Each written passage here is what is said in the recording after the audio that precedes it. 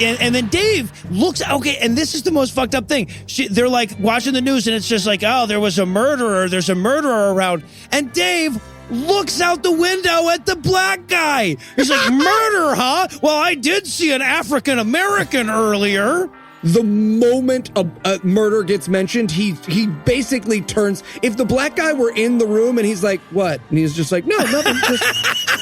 Just seeing how you reacted to the word murder. What's going on? God awful movie.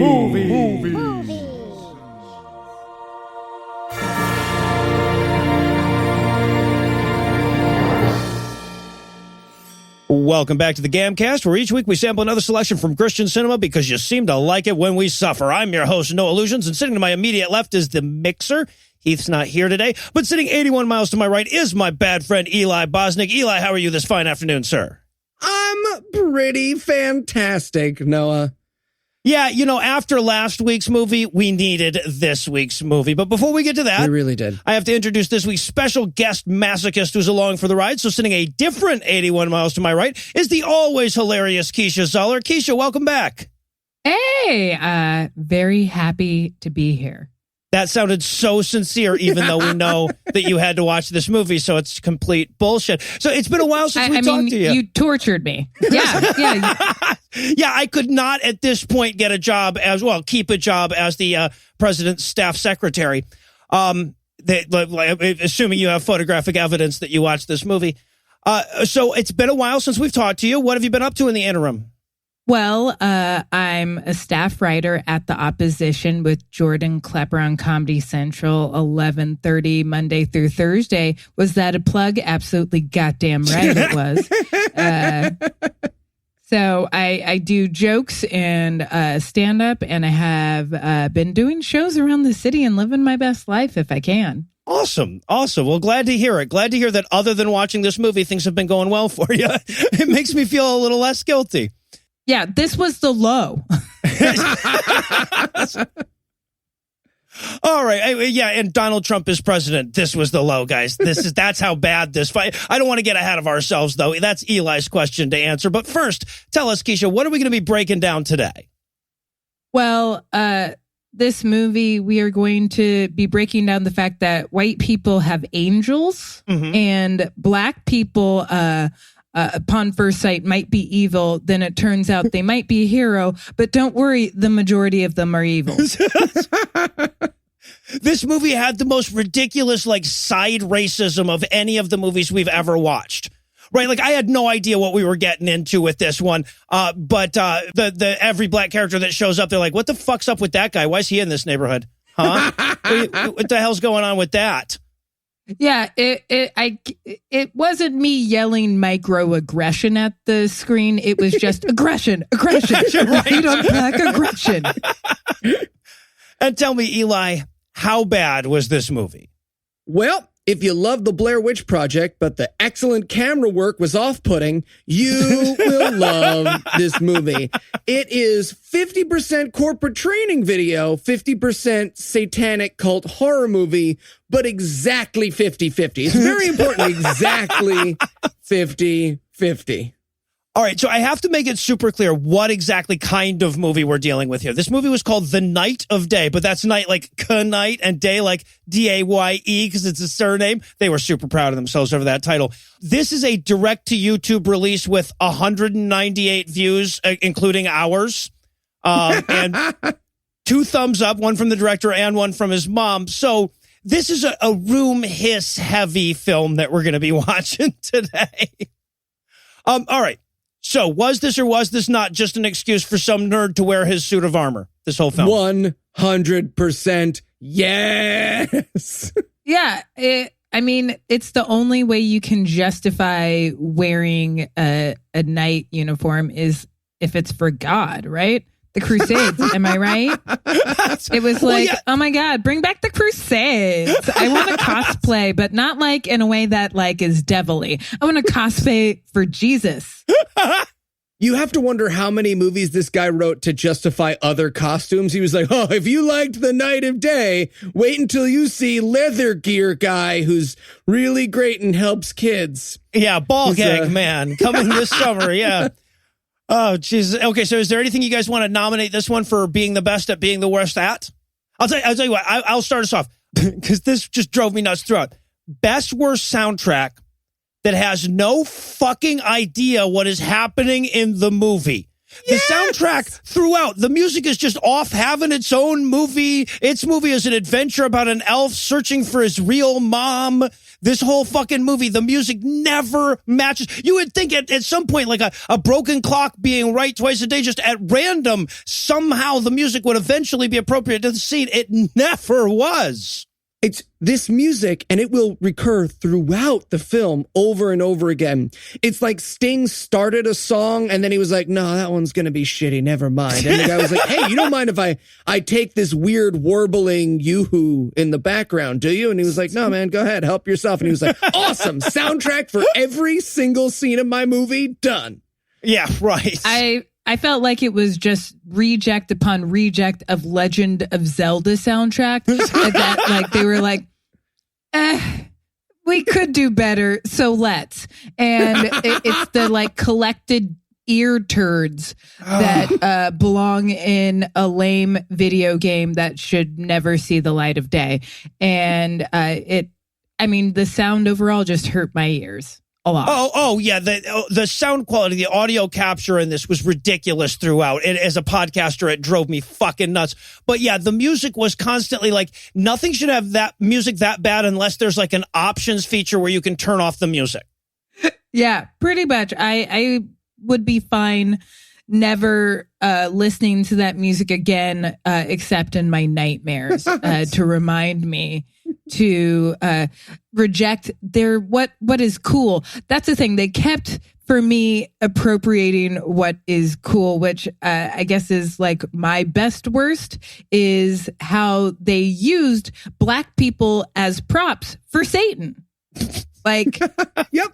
It was, okay, first thing you do in the movie, you see a black guy and he's scary, but we don't know why. And I don't know, forever in America is a reason to never do that in a movie. Like, black guy, ooh, scary. And then the next time we see a black person, because there's no black people in this town, or any other people, no diversity, it's a black woman whose hair is crispy. Let me explain this to you. Her hair is straight and crispy. She has some internalized racism. She needs to work out and let her curls grow out, celebrate her every goddamn day, and see what happens. But no, she was too busy getting too much hot comb and worshiping Satan. And worshiping Satan. Yeah, like, and then how conveniently the black dick, I'm just calling him Black Dick because that is appropriate with his title. The black dick of the movie solved the white man's mystery, but also doesn't get angels for himself. Well, it isn't the hero of this movie. How is he not the hero of this fucking movie? Right? Because he's black and scary. We saw that in the first 2 minutes of the movie. Oh my God. And I don't want to overplay this, but like, the only way that in this movie, the only way that a black person can wind up being a good guy is if they at least pretend to worship Satan first. Right. There was no way they were going to humanize any black characters in this film. They were just going to be villains and tools for white people to use. Honestly, if at some point he had the main character had battered open a door with the black sidekick, it would have been a better use of his person. It would have been like, I don't know. It would have given him agency. He would have had agency had he been a battering ram. You would have been like, huh, he did it. That guy's heavy enough to break open a door. Jesus. You have any best worst, Eli? Yeah, I'm going to go with best worst satanic induction techniques. We're going to get to it. I don't want to spoil it, but basically this Satan's cult is step 1, we're having a barbecue. Step 2, you should rape Steve to death. There is no, I feel like it escalates real fast. That should I'm be some saying you interim need steps. steps in between. I have notes for their satanic induction. All right. Well, obviously, we're all pretty excited about this one. So we're going to keep the break brief. And when we come back, we'll dig into all the hostage video cinematography that is The Night of Daye. Hi, Keisha. Thanks so much for coming in. Glad to be here. So I think you're going to love it here at 666 Incorporated. This is the break room. We got like water, juice, a coffee maker. That's some yak's blood. We also have little Cliff bars and stuff if you get snacky during the workday. Ooh, I'm sorry. Yak's blood? Yeah. Then there's water and juice as well. So this over here is going to be your cubicle. Feel free to spruce it up. We like to keep things casual. So like if you need to step out of the office for a doctor's appointment or to sacrifice a virgin, just like do it. It's an open workspace. Sacrifice a virgin, like a virgin? Absolutely. Okay. So mucho importante. Here he is. This is Baphomet. Hi. He's our Lord and Savior. Make sure you really check in with him. He also handles HR. Taco Tuesdays.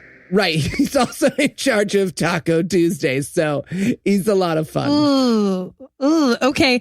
I'm gonna say this workplace is way too Satan-y for me. I'm sorry. I'm gonna have to. I don't know if I... Chisa, our health insurance includes dental and has no deductible. Oh, damn. Hail Satan. Hail Satan. Yes. Okay. All right. So this is the water cooler filled with semen. Yum.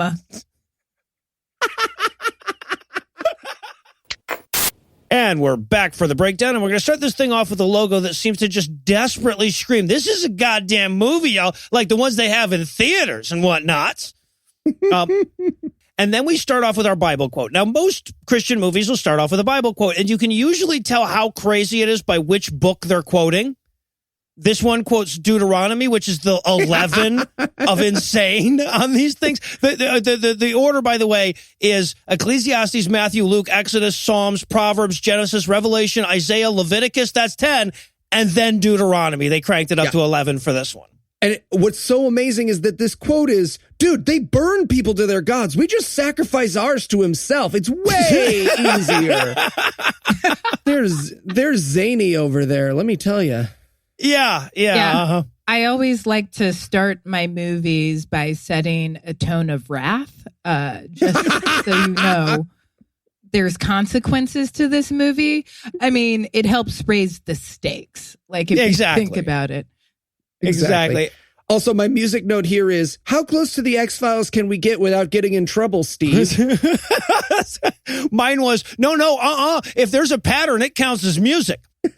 And while we're getting this, so we get this music and then we get the credits. For like 3 minutes, we're watching a handheld shot out of an airplane window of mostly clouds and then some flyover country. Boy, nothing gets you ready for action like that, right? Maybe I'm just too big city unrelatable, but I wanted to see anything interesting. The clouds, they weren't even pretty clouds. And like, there's this. Global warming has given us beautiful clouds. We didn't get any of those like global warming clouds. We just got like kind of fluffy, like little bitch clouds, if I'm being honest. Like clouds that like ain't no angels in those, right? Just like it wouldn't even hold them up, those wispy little bitches. Yeah. Like, I mean, those clouds were like pretty weak. If that's heaven, I'm going to have to give heaven a C. No harps. The music sucked. No harps. And it just wouldn't stop. And the only thing I have to touch on about these clouds is that at one point as they're shooting them, the cameraman obviously leaned too far back and stumbled a little, and they kept the shot. It's fucking amazing. It's in the first scene. He's like, up and it's okay. It's okay. I'm all right. I'm all right. And then we meet the star of the film, which is this suit of armor. Now, we've already touched on that. This movie clearly existed so this guy could write off this suit of armor. And it's a pretty nice suit of armor. Fucking Cecil would be proud of this. But we hear a guy saying, like, the narrator's going, like, it says in Ephesians 6 some shit about armor. Let me tell you about that while my buddy Dave puts on his armor. And what we learn here is that he's transcribing a letter to, quote unquote, the authorities, or he wants someone to pass his letter on to the authorities. And I just have to say, I don't know that there is a better white person-ism than the authorities. He might as well have been writing it to Commissioner Gordon. Yeah. I mean, that's kind of my point, that like I watched this movie. I was like, is this how white people live their life day to day? As if there are just authorities who take care of them? You just cry, hey, authorities, and someone will come help, and you trust that is a thing, that's a system of that he's not going to shoot you when they get them? Yes. Yeah. I mean, it's literally, I was like, not that I've gone off the deep end of being a libertarian or anything here, but I was like, where's your rugged individualism? That's right. a little butthole and take care of your damn self. But that was just maybe Keisha, me. White people only want the government gone when it's tax time. They want the government there all the time except for tax time. Tax time's when we want to get rid of them. Trust me. Yeah. Oh, okay. Otherwise, it's authorities. Yeah. So, all right. So he's writing this letter and he starts off, he goes, it all started on graduation day. Now, I want you to consider this letter because the story, the relevant portions of the story did not remotely start on graduation day, right? If you're writing a letter to the authorities, you can start when you show up in the woods and they start doing satanic cult shit, right? They don't need to know about you and your buddy graduating together and moving to Michigan. But that's what's happening. They're graduating from the University of Ohio, which is not a college, I don't think. And this is, I think this is the first time we really get a sense of how this movie is going to be filmed. I had it as the style of a 2 a.m. commercial for a local furniture outlet.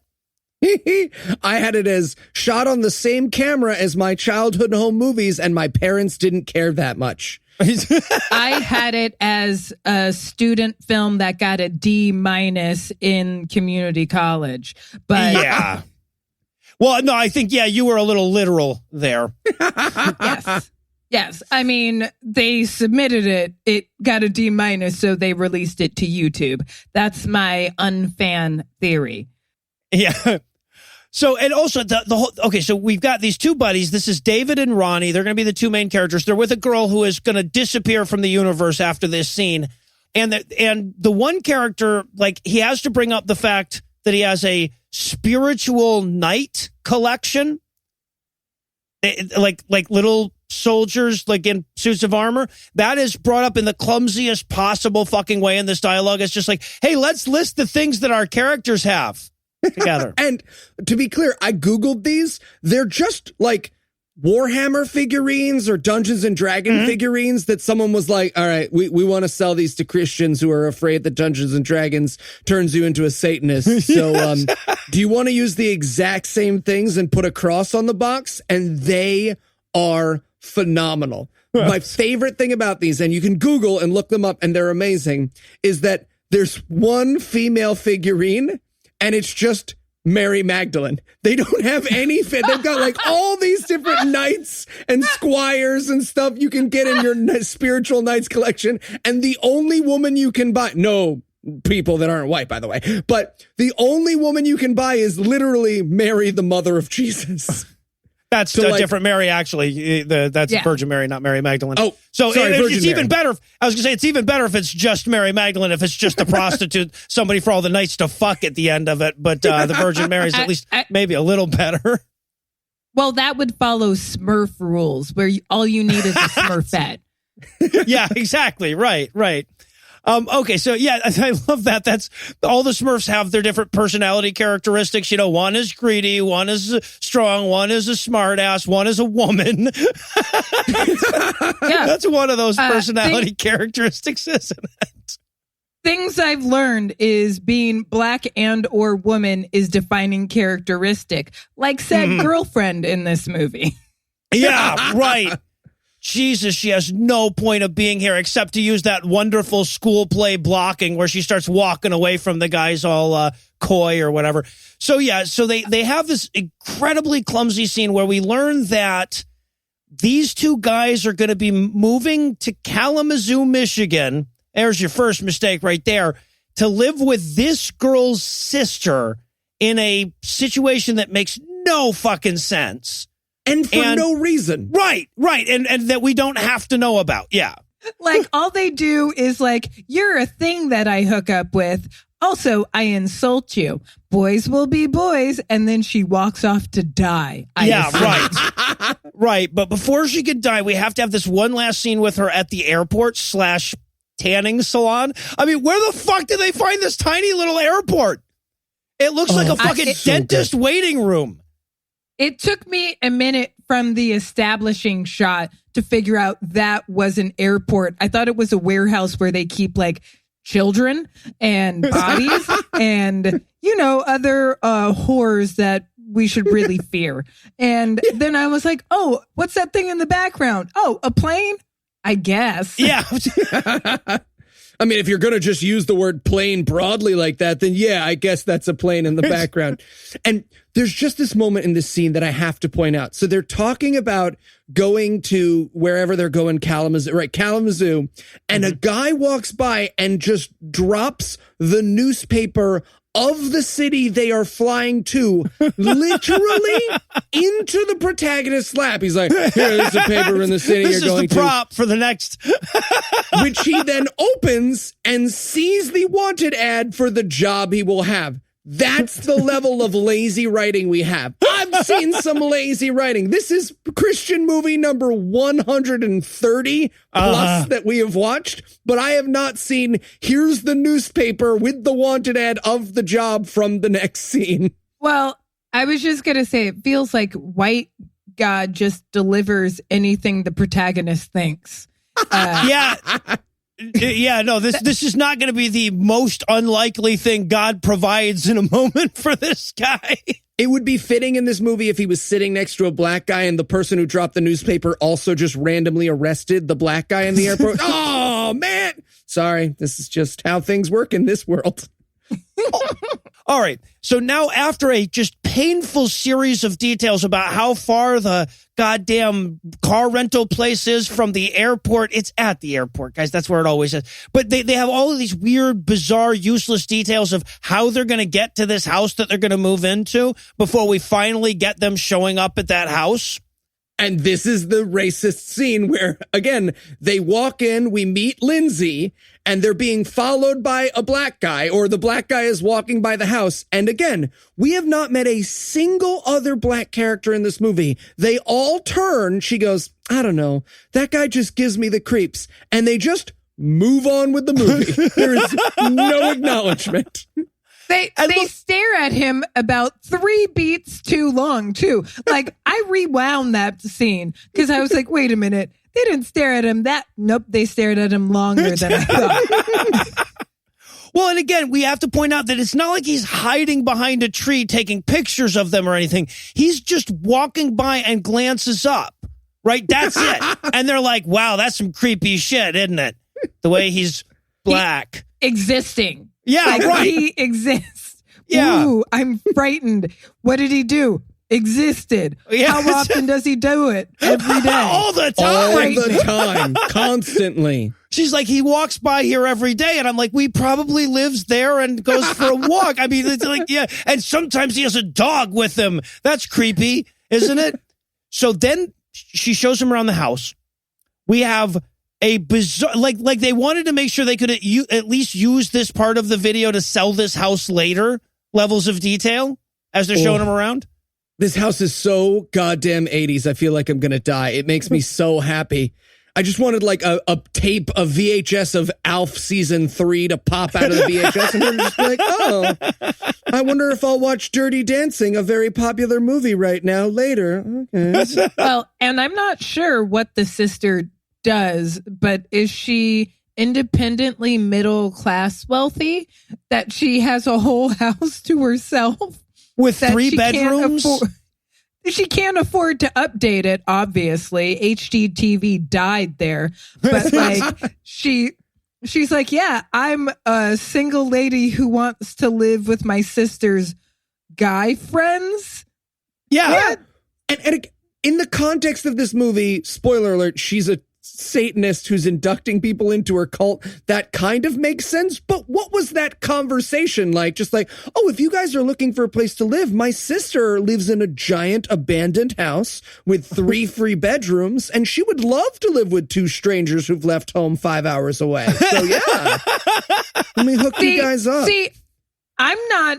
That almost makes sense to me because my follow-up question is, so it's a fuck house, right? Yeah. Well, It's a house where we fuck. Right. Right? The setups we're in this gonna movie fuck. constantly make sense if it's porn. Yeah. Right? So, yeah. So, okay. So they come in and she's showing them around. I have to point out this line. The one character, Ronnie, goes, oh, TV. Awesome. And she goes, uh-huh. Cable too. And I'm like, did you show up in a goddamn DeLorean? Hey guys, now we can watch Jackie Gleason while we eat. Well, of course there's a fucking TV. This was shot in 1992. Yeah. Okay. Anyway. And again, in clumsy introductions, so the main character is just picking up random shit around the house. Yes. And he picks up a necklace. And I, as a joke, wrote in my notes, hey, be careful with that. It's my satanic talisman. It is. But that's what it is. It's literally a gift that Satan gave her. And we get a flashback to her getting that gift from Satan. Literally. And Satan apparently couldn't be bothered to spend more than $5 at the Hot Topic because it's a plastic pentagram necklace. Yeah, and the lighting in the Satan sequence, the Satan, what I assume flashback sequence, wasn't romantic enough for Satan. It's like Satan doesn't care a lot about his hoes, if you know what I mean. Yeah. Like, Satan wasn't really Satan needs to step up his game, but as does Jesus in this movie. Like, nobody's spitting game for souls at all. And like, because it was like underlit in a way that made it hard to recognize white people in the dark, and it's white people in the dark. You should be able to see them. And and all I Get saw ready was for like Act 3. Oh, I was like, shadowy hair?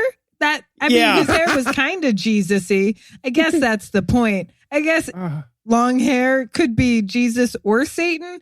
It was very confusing until I saw, as you pointed out, Eli, the devil necklace that I was like, oh, that's really big and really obvious.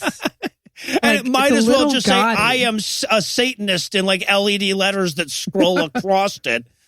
Oh. You might as well just like get a tattoo. Well, she does. She has one on the back of her neck. We'll find out later. But we'll yes. get there. Yeah. So, okay. And then we watch them sign the lease because Jesus fucking Christ, they have no idea what belongs in the script. Then they're setting up their rooms now in her house. And we see David Christianing up his room. First thing he's doing is putting up his cross and his spiritual night collection. He could not be hammering less subtle things to the walls, just like hammering a Bible to the wall and a crucifix. And Yeah, right. And got a Jesus giant himself. sign. Yeah. Giant sign, I'll never give God up for Satan. He's hammering that into the wall. Okay, this is all the stuff from my room. All I do is pray and pray. He doesn't, they were so worried about everything except their clothes. Like, I think they brought 5 things with them from college. Yeah, right. And speaking of which, I as somebody in my 30s, looked at them and went, dude, you're like 45. What do you mean you just graduated college? Right. I mean, good for you. Get that degree. I celebrate your education, but you are not 22. No. Get out of here. No. So, although I will say he was probably that balding at 22. So now it's time for the white guy to go get a job because he's been in town for a day already. So we cut to this. First of all, this shot is blocked insanely.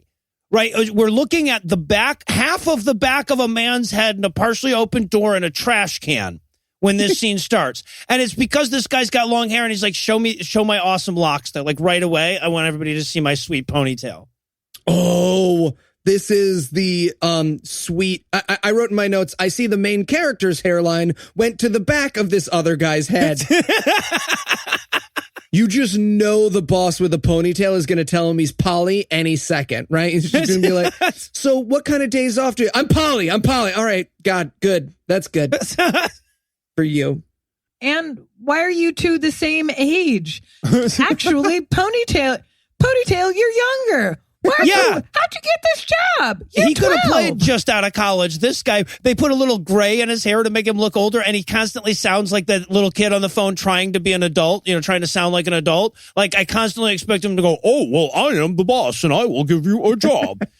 So all of the quote-unquote adults' clothing didn't fit them. No, and I could blame the 80s, but it was 80s, 90s time travel wherever they shot this movie. But I think they think adult just means ill-fitting clothes, which I guess if we're talking about regionalisms, that's true.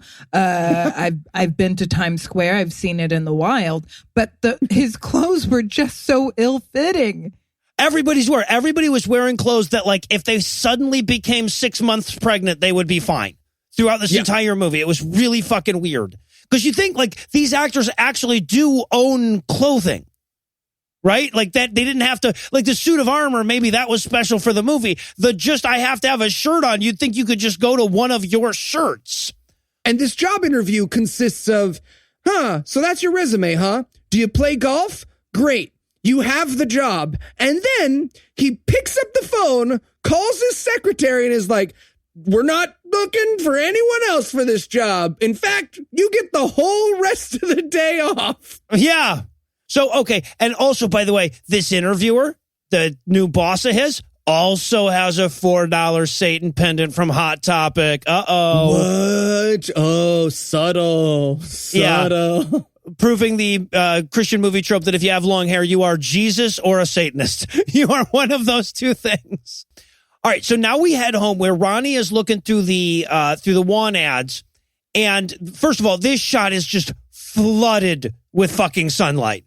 This is like Grandpa just passed through the open window. Give me a second the entire time, and also, okay, so Lindsay's in the room with him now. Lindsay seems confused that this film is not a porn, right? Like in every scene, she's just like, I should blow him now. Shouldn't I blow him? It would make more sense. This actress seems confused that no one ever fucks her throughout the movie. Yeah. She keeps waiting for the like synth music to start, but instead they just talk about jobs and then he leaves and she's like, this is the weirdest porn shoot. I hate it here. So yeah, and this is also the first time I realized how random the music was, because like at this point, her and Lindsay and Ronnie have a heart-to-heart about him taking charge of his life, but the music is looking through old news articles to find out who the killer really was all those years ago, right? So he's like, oh man, I'm just so stressed out. She's like, here, try drugs. Yeah, a Valium. I like Lindsay. Am I right? Yeah, I was like, oh, hey, girl, hey, what you doing tonight? It's Saturday. We got some shit to do. Give me those Valiums. Yeah. And I also then, like, got some, like, a little bit of shade. I was like, is that some shit about, like, subtle shit about mental illness being like, oh, Valiums are the devil's drugs. You got anxiety? You suffer from crippling social pressure? Oh, well, you evil. Take a drug. Like, right. Like, I the whole time I'm like, wait a minute. I've taken Valium. I struggle with things that, wait a minute. Yeah. Are you saying I'm a Satanist? Well, and look, if black. this was like the one time, well, yeah, so you're already ahead of the curve. But if this was the one time we'd ever seen something like this, then maybe we'd say, oh, well, okay, that maybe not. But constantly in these movies, taking psychiatric medicine is equated with being an evil Satanist anti-Jesus person. Absolutely. Always. As if any attempt to heal yourself through modern medicine, which I thought was good. Well, I mean, it's a little Christian science-y adapting the rules. It just felt like an attack on this kid who I'm pretty sure that your boy Ronnie just has like a social anxiety disorder. Yeah, right. Chill on him. Let him take a pill. So, and then we've got to cut to this bizarre fight that Ronnie and Dave has. Dave comes in and he's like, hey guys, I got the job. And Ronnie's like, man, everything always goes right for you, but never for me. And then they start yelling at each other. It's these characters will have, this is the pattern where it gets established, but for every scene for the rest of the movie, these characters will speak two perfectly normal sentences to each other and then start screaming. They're like that couple everyone knows should break up, the movie. It's just like, yeah, man, I got the job and I was thinking we would celebrate. Oh, I bet you and Lindsay are just going to have the best sex, aren't you? I'm going to my room. Also, and they have to be pissed off about really random shit, right? So Ronnie's pissed at Dave for getting the job. Dave is pissed at Ronnie because he's agreed to go to church with Lindsay instead of going to the first assembly with him. This is the conflict in the film right now. Those are the stakes. Well, and maybe I just keep reading into the subtext they didn't think about, but ultimately, David's problem is, why don't you believe the same things as me? Absolutely. That's evil. I was like, did you just make a xenophobic argument? You're doing something different. I don't know what it is, but I'm guarantee you it's wrong. Right. Yes, well, I don't know. They didn't make a xenophobic argument. They made a xenophobic movie, right? The whole movie is about that. Yeah. Right. The whole movie is, if you go to a different church than me, it's probably a satanic cult. The movie. This is the beginning of that journey. But that's the point, is the cousin who screams at you about going to First Baptist instead of Seventh Episcopal of the patron saint of Gerp to Gerp, and then like prays for you in case so that you don't get lost.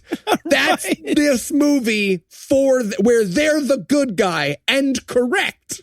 Yeah. Yes, that's the conflict of this movie. It's you are different than me, which must be evil. Conclusion, roll credits, black people are props. Bye. Like it follows the order of operations is pretty simple. Our white knight hero gets dropped newspapers and jobs and everything, and people who are different resent him, but it's okay. He still gets it his way because angels. Right. Well, right. And just to underscore that, the next thing we see is that we cut from the house to the same house again, but now it's the next day, and we have to cut to the black dude watching Lindsay bring groceries in again, all creepy. And again, by creepy, I mean all black. Now, Keisha, I just want to ask, if I'm going to introduce a black character in a movie where he's only been seen once before and everyone's been afraid of him, is the proper choice for music? I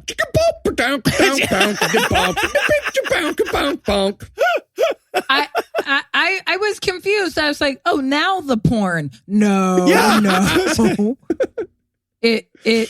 So it depends on where you're going stylistically, Eli, because the way she just reacted, the still fear, I was like, is this fear attraction? No. It's still, what is this black man?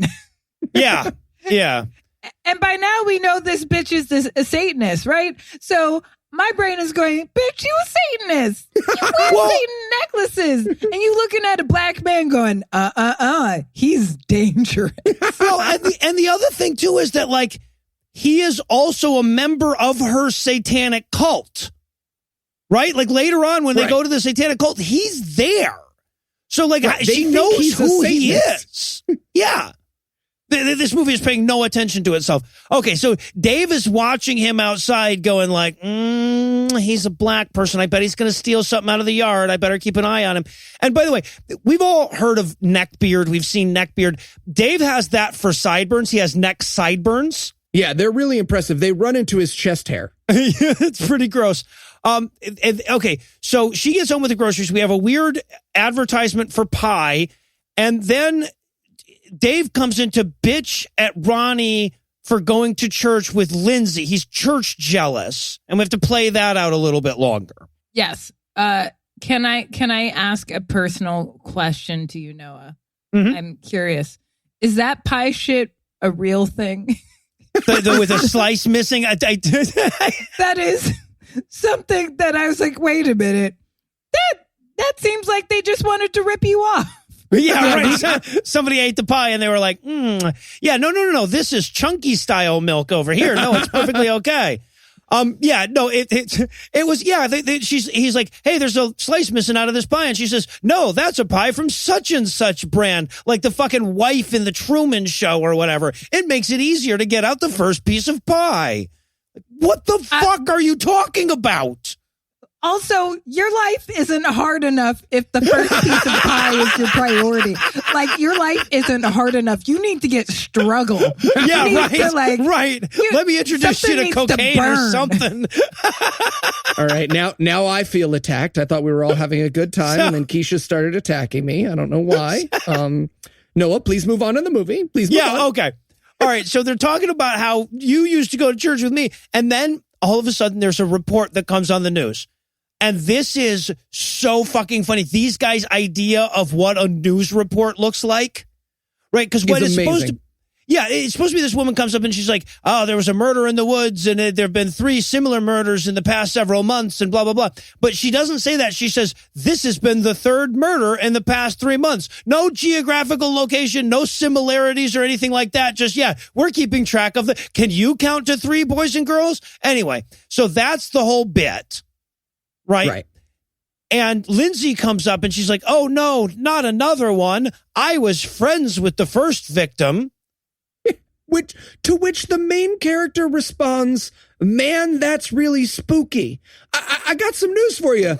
Man, that's really spooky is not a good response to my friend was murdered. Right. Ooh. Yeah, no, my friend passed away. Ooh, stop. Here, put the flashlight under your chin.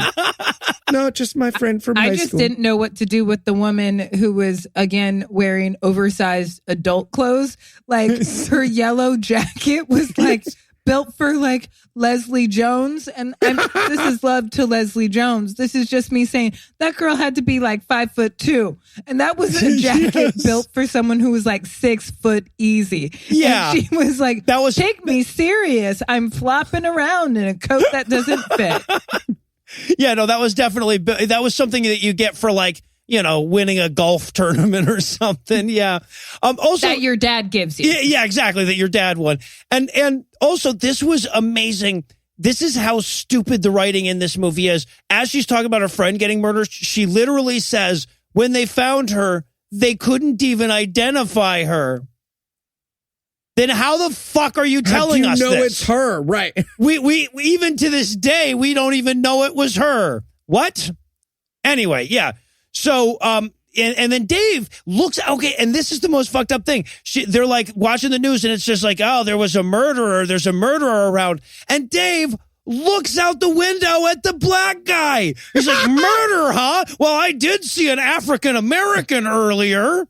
The moment a murder gets mentioned, he basically turns. If the black guy were in the room and he's like, what? And he's just like, no, nothing. Just seeing how you reacted to the word murder. What's going on?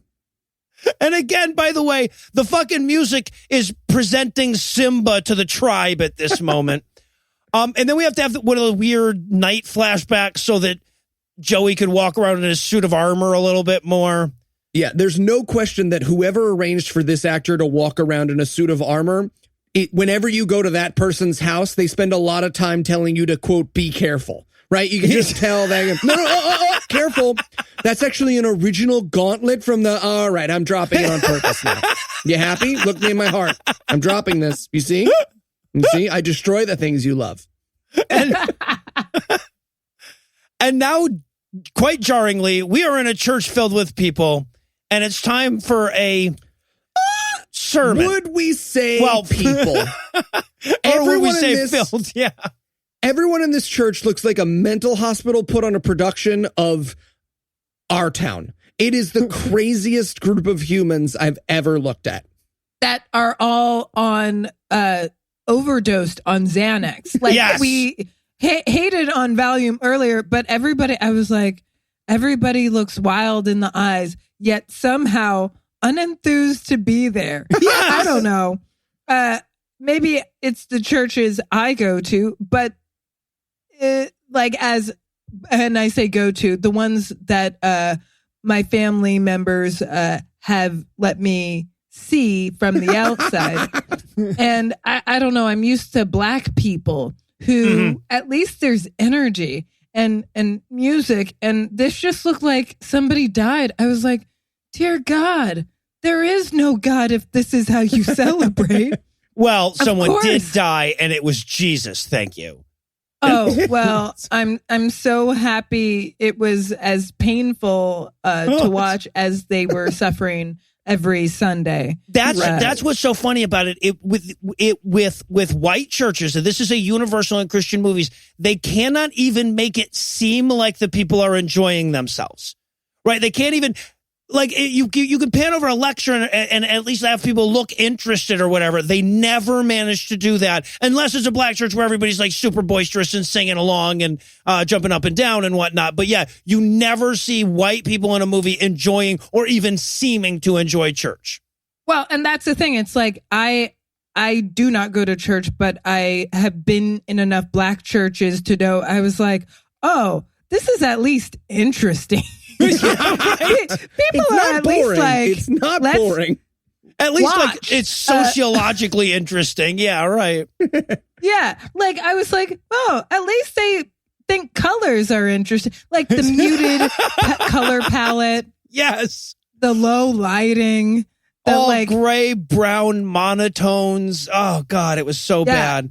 giving a sermon in a whisper, like the whole damn thing. I was like, you people are boring as shit. And oh, by the way, the soundtrack is in the middle of a voodoo spell throughout this sermon. Yeah, it's like, and this is the good church, right? This is not the Satan church. This is his church. This is the church where the good guys go. Right. And this sermon appears to be, so basically the preacher who would have bought larger glasses, but it's physically impossible for his face. Yeah, he no, looks they like only an make Elton those John for concert. telescopes. Yeah, exactly. Right. He has the armor of God 4-step process. And I want to make sure this is right. Step 1, lose total control over your life. We're not the cult. The other ones are the cult. Mm-hmm. Yeah. 2, listen to the person you gave control of your life to. We're not the cult. The other people are the cult. 3, get possessed by a ghost. Be filled with the Holy Spirit. Yeah, that's 4, don't talk to anyone but us. Yes. Right. Yeah, no, the way he phrases it is 1, give Jesus control of your life. 2, get into the word of God, because he's hip. Be filled with the Holy Spirit and separate yourself from evildoers. I want to point out only the 4th one really qualifies as a verb, and it's the cultiest fucking thing you can say. All right. Now it is time for a fat white man in glasses to play basketball because we deserve that now, right? We have earned this. I needed it. I needed to laugh at something. All right, I have a question. Ronnie says something to Dave at the beginning of this scene. He says, bring it something. Now, he either says, bring it my boy, or bring it white boy. It is bring it white boy. Okay. Yes, because in take 1, he said, bring it my N-word. And they're like, I don't think we can quite get away with that, man. You're going to have to change that. But he said the ER, so we knew what he meant. Yeah, well, right. Yeah, exactly. Also, throughout this whole scene, first of all, they're shooting in a gym.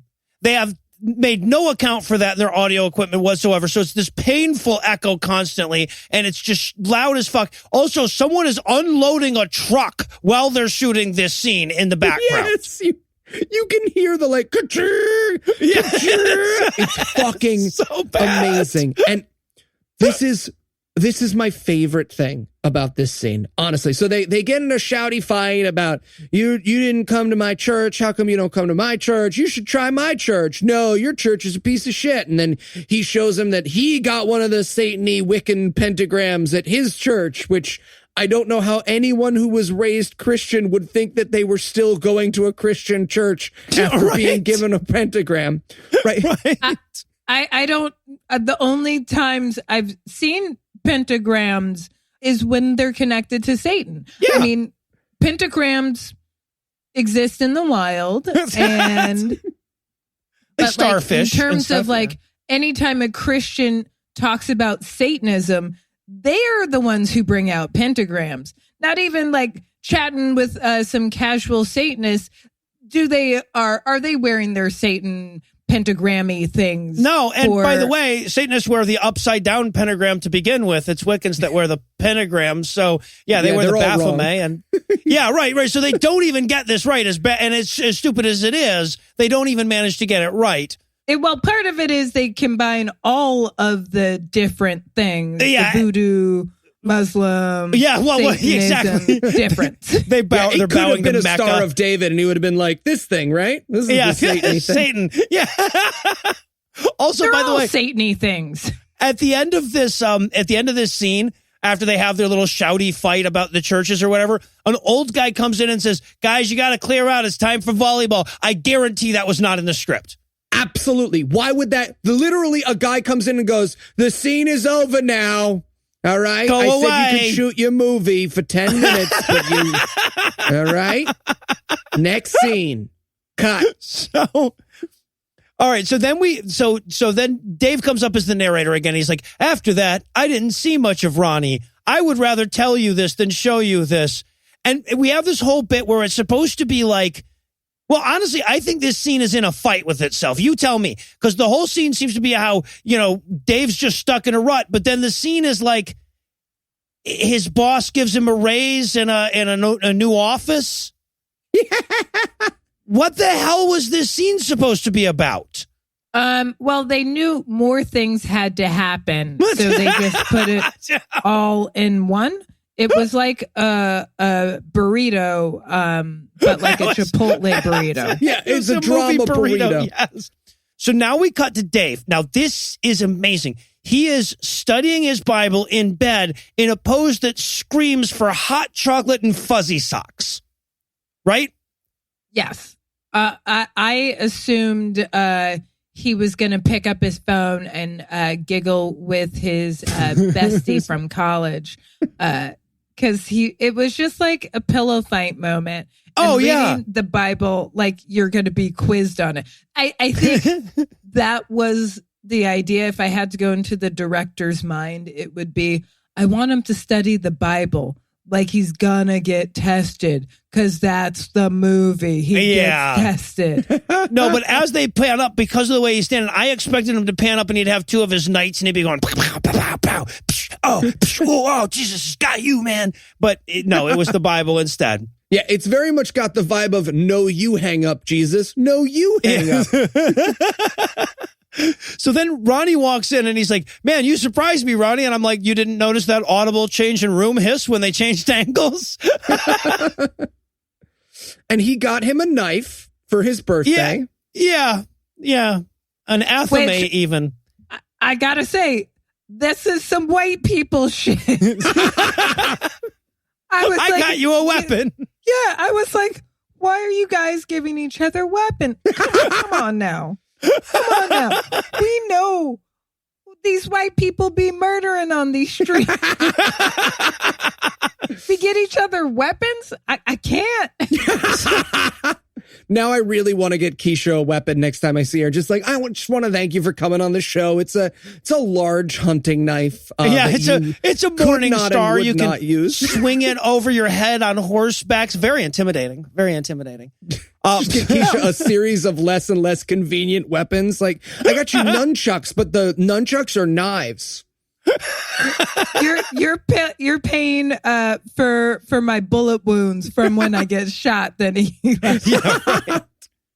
All right, so they start fighting again because they're on scene together. They start fighting about his church, And it's so funny because Ronnie's supposed to not know that this is a Satan church yet. And he's like, what kind of things do they teach you in that church? He's like, they teach us about how we can have magical powers and how God can go fuck himself and how the hooved horned one is great and mighty. And he's like, that's Satanism. He's like, no.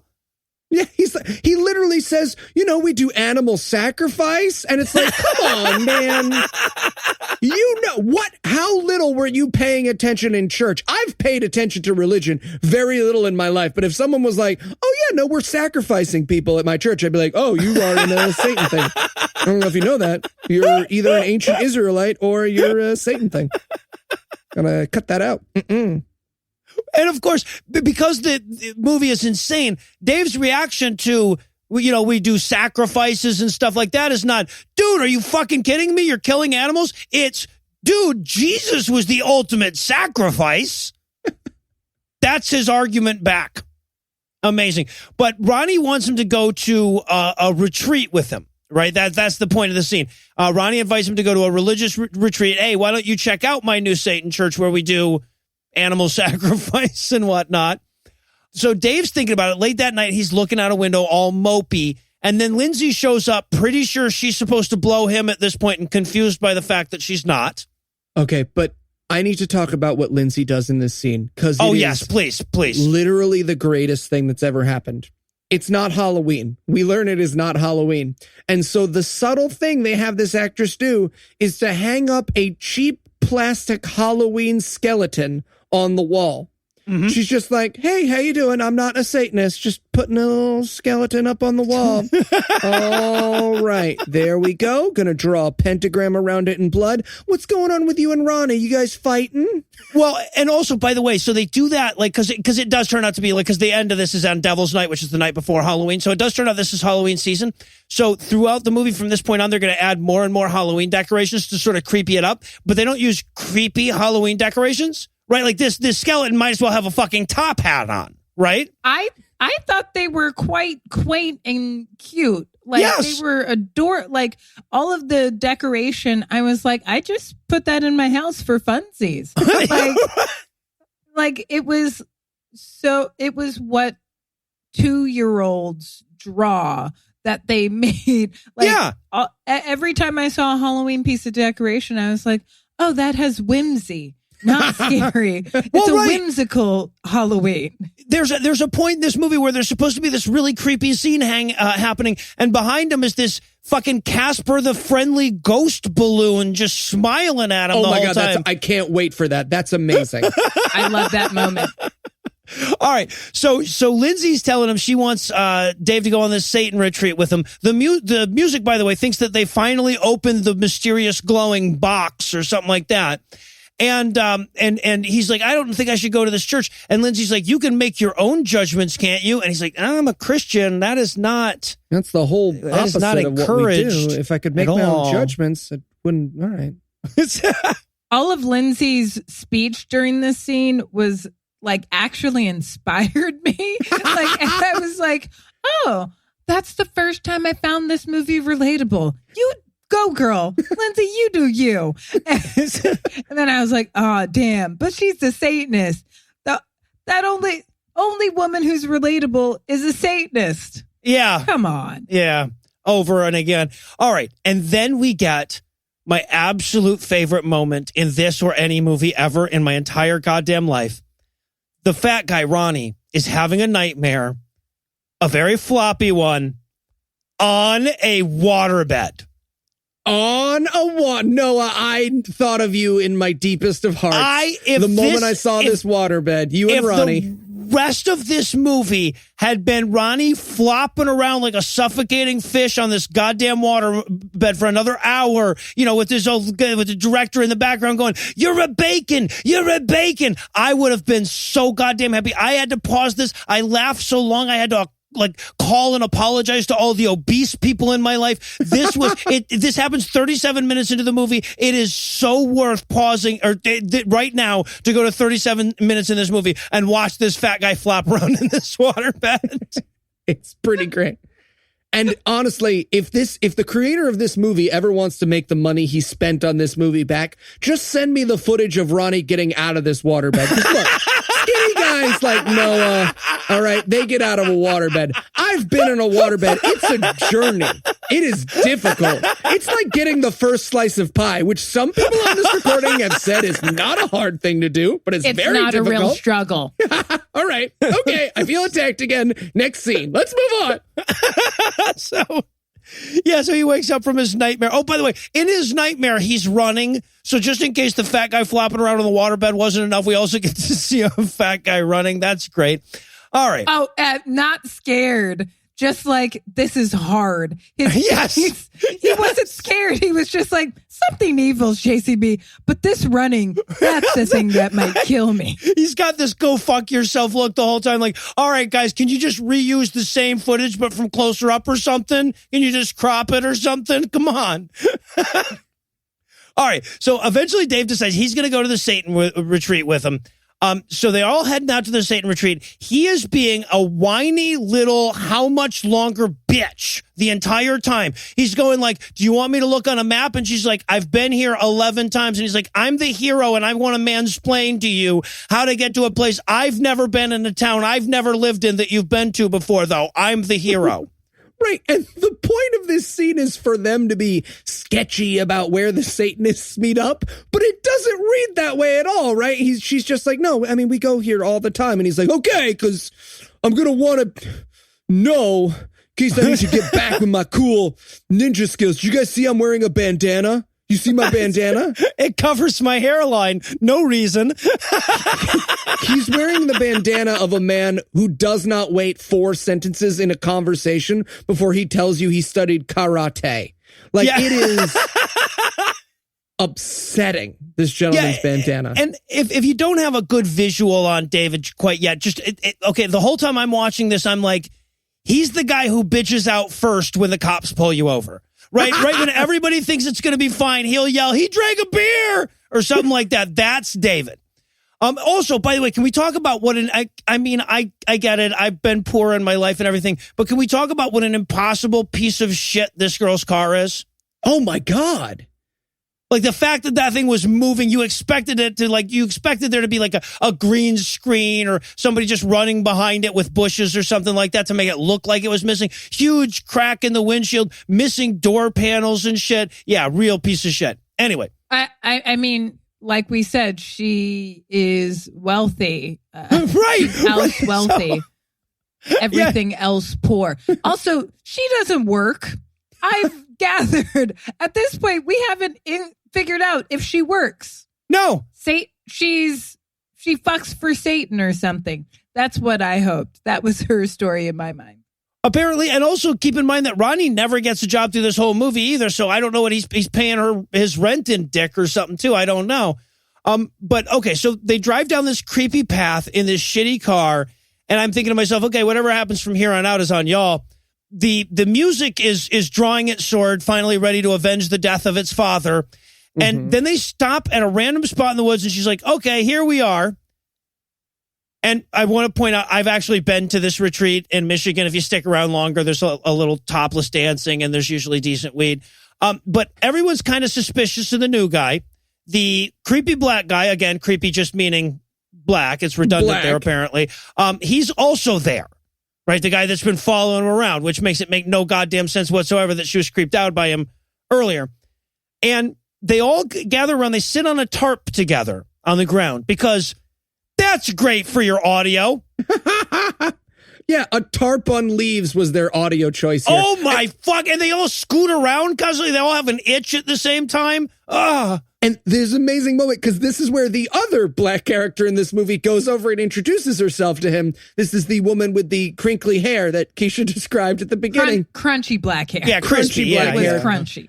And they've dressed her like Rudy from the Cosby Show. Like they've just taken Rudy and they're like, here, you're a full-grown adult. That's what you wear, right? And you could tell that she was like, actually, and they were like, no, you know what? We'll go with this for now.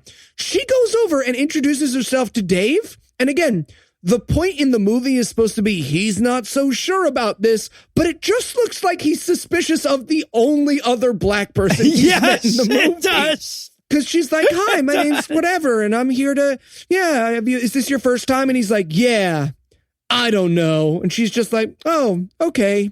you're unpleasant. And leaves. Okay, so then, all right, now his boss comes out, right? The long-haired guy from earlier. The boss comes out, and they just go full Satanism. No foreplay, no lube. He just comes out eating a fetus like it was an apple. This is all the way Satan immediately.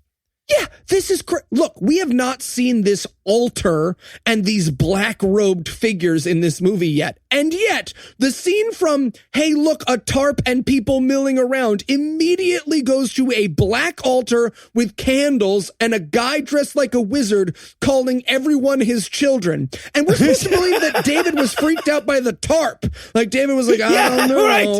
Tarps are a little much. Why aren't there chairs?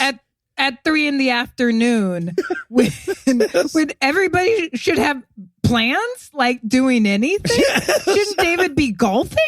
It's full daylight here. I mean, it's daytime Satanism-ing, but they had no problem being like, no, we're open Satanists. We come out during the day. I felt like there should have Chardonnay. It was more like a brunch of Satan. Yeah, right. In terms of the time, but in terms of the full Satan, it was like straight up Satanism. Oh, yeah. Satanism, voodoo. And I say voodoo because that's where in the wide shot, I finally saw other black people. A majority black people. Yeah, the only place where they can have any inclusivity in this movie is in the satanic congregation. Right. So he runs away. Right, because there's a Satan altar. Yeah, he yells, "This is wrong! This is wrong!" He runs off, and I'm like, "Yeah, you think because they're cackling evilly and chanting, you think maybe this is not a normal church for you?" And then the music kicks in. Keisha, question. So my white main, thank you for your help before. I really appreciate it. My white main character is running away, and I'm about to reveal that my black main character is actually a protagonist as well. So he's going to chase him down. I was thinking he would chase him down to very aggressive Christian rap music. Is that a good idea for me to have my black character chase? Yeah? You like it? Mm-hmm. Okay, good. Got it. No. And Does it sound like Kid Rock shat in Limp Bizkit's mouth?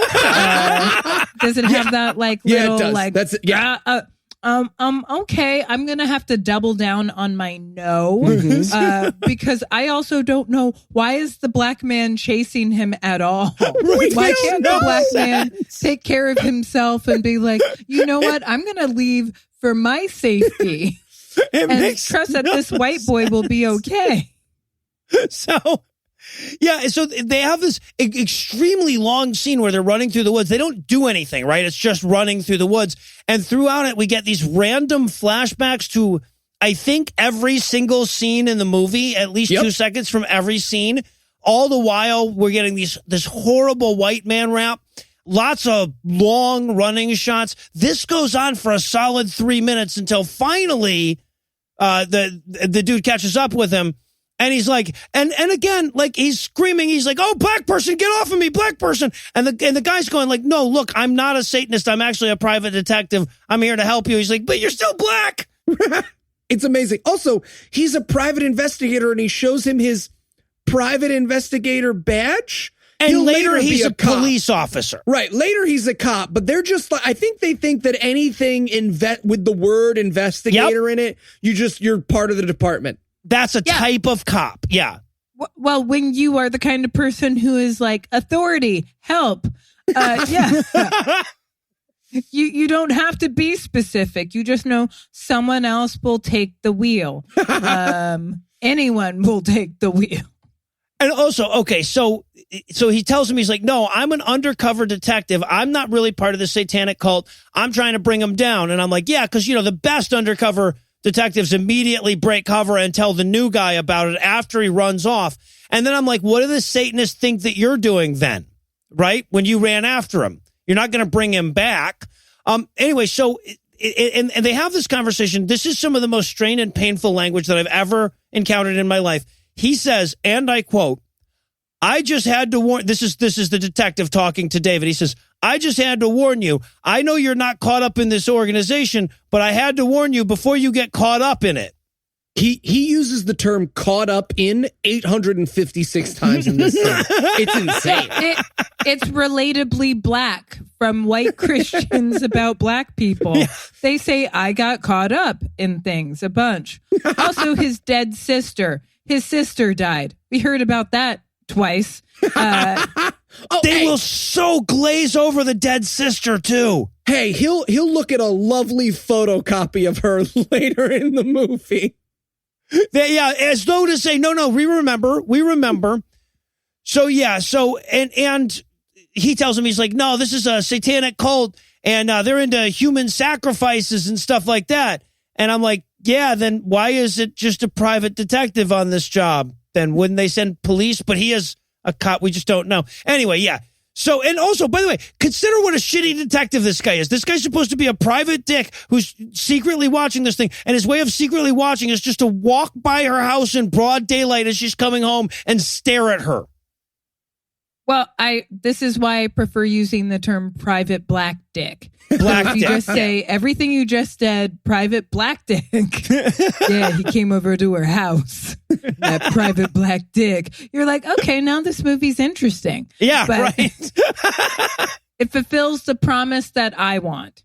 And also, he says at one point, he's like, because David is trying to, for some reason, defend this group of people who he knows obviously now are Satanists. He's like, they're not Satanists.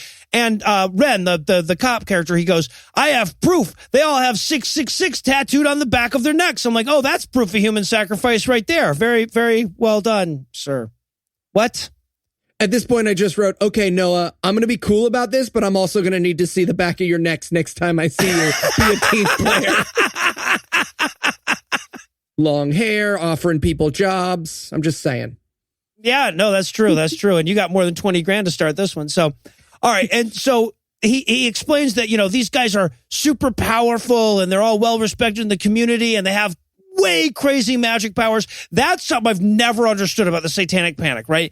They constantly, even the Christian resources are constantly telling you, yeah, but no, they have all kinds of superpowers, though. They can curse people and make, magic shit happen all the time with that Satanism, though.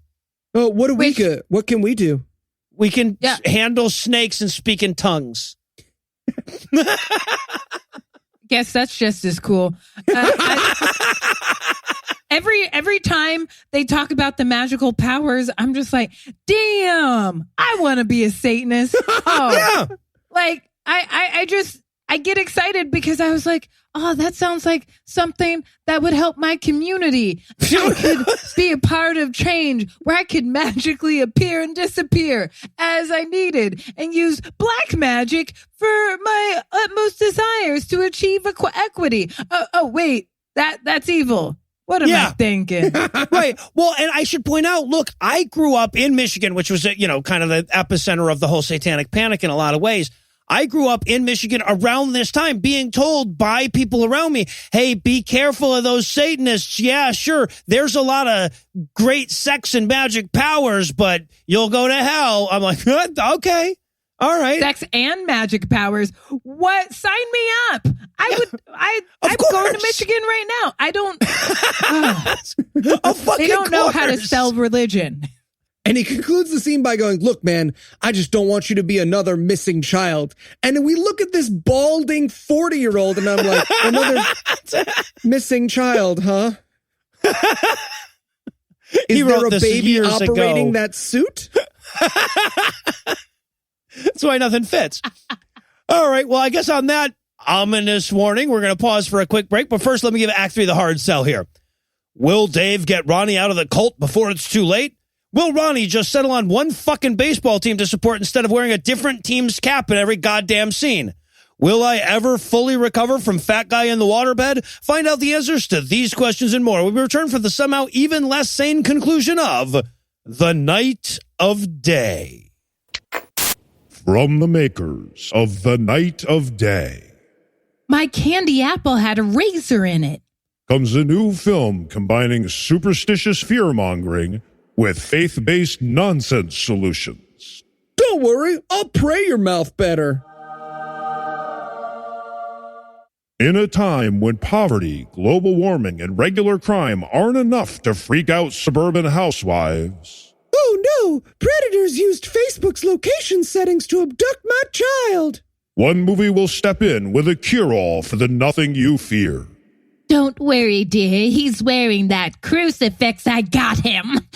This summer, The Night of Bullshit. Bloody Mary, Bloody Mary. Jesus. Canceled.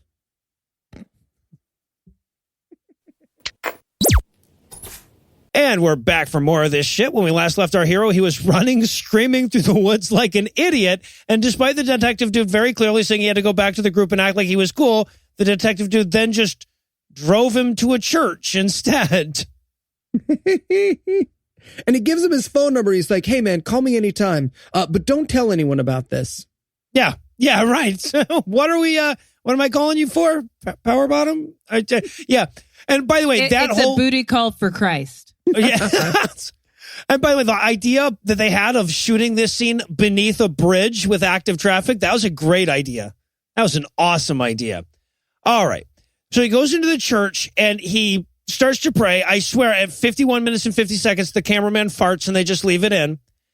And he's saying to God, he's like, God, please give me the power to battle Satan later on in this movie. Yeah, he says, bring to life my spirit night, which, by the way, is what I'm going to say when I come from now on. Just, bring to life my spirit night. It's my new catchphrase. He goes, I feel so alone right now, so scared and alone. These are my present emotions. Yeah, it's so goddamn bad. All right, so now we cut back to Dave getting back to Lindsay's place. And, of course, Ronnie's on the phone because, all they know is he ran screaming from the woods and they haven't seen him since. So, they're concerned, logically. But, of course, Dave and Ronnie are on camera together, so they have to start screaming at each other about who has the right church. Right? He starts yelling, your church isn't true. Come to my church and learn about spirit armor and talking snakes like a sane person would. Yeah, and Ronnie responds by saying, you don't understand. They've helped me speechly. Did you guys see him say Speechly? Yes. He's supposed to be saying spiritually, but he goes, they've helped me speechly. And I was just like, oh, all right, no second takes. I get it. Brando. Yeah. I mean, they only had the location forever. Yeah, right? We don't have this living room all day. We lose the light at 9:30 p.m. There's also a much more interesting movie told from Ronnie's point of view where Dave is just fucking up his own ass. And his moral superiority has got to die. Yeah. Well, any other movie where Dave doesn't turn out to be right and this isn't a satanic cult, a.k.a. every single time people thought this was happening in the real world, Dave is the villain, right? Yeah. A bunch of people have thought other churches were satanic cults. That's what caused the satanic panic. They were wrong 100% of the time. Right. That's why they generally needed to make speaking, movies. Yeah, the guy who's inciting the pogrom is not usually the good guy, but in this one, it turns out the Jews actually were poisoning the wells. Yeah. So, and also, by the way, this is the point where Ronnie says, oh, and your church is all wussy. I've seen my church make blind people see. And I'm like, okay, well, now that seems like something you've got to argue pretty hard against there, bro. Because, seriously, if they're sacrificing cats and shit, but on the other end of it, they're making blind people see, that's a good sacrifice. That's a sacrifice worth making, and I'm a cat person. Yeah, that's a solid Again, that is a provably better church. Yes. Yeah. Again, as a black person, and maybe this is why there were so many black people in the Satanism, that objectively sounds better for my well-being. Yes. I can see again. Does that mean I can get myself unshot by the police? All right. I'm going to be a Satanist. All right. Satan it is. Apparently, if you fucking worship the vultures of horror, you can turn into a skeleton whenever you want to scare people off, too. Yeah, no, there's all kind of great shit in Satanism. So Dave goes to the library to look into satanic cults. We get the studying montage where in montages, when people in movies go to libraries, they have to read from different chairs. Several times they have to change chairs like it's the fucking Tea Party in Alice in Wonderland or something. And by the way, this montage could be called Disgraced Ex-Authors, the montage. He's got Bob Larson. I mean, it is serious. They very clearly have shot the covers of their favorites, like Satan cult books, and every single book. I Googled it and it was like, he later apologized after fraudulently selling his child for sex penguins. Right. This book was retracted after he named someone by first, last name, and social security number.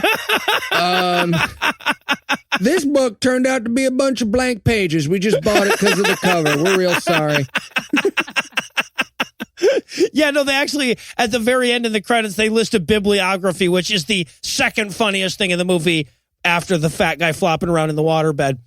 Okay, now it's time for some good old-fashioned satanic sacrifices. They're going to murder a kitten, y'all.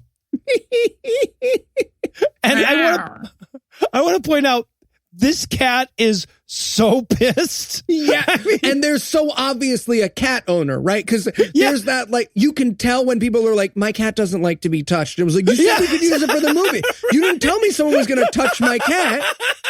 Like, there's two kinds of cats in the world. There's the cat that's a pet, and there's a cat that's the roommate that hates you, that's covered in knives. And this is obviously, because you can see in the sacrifice scene, they don't even begin to hold it down. They're like, okay, you know what? After James got scratched real bad, why don't we just pet the cat and then we'll show you stabbing the air?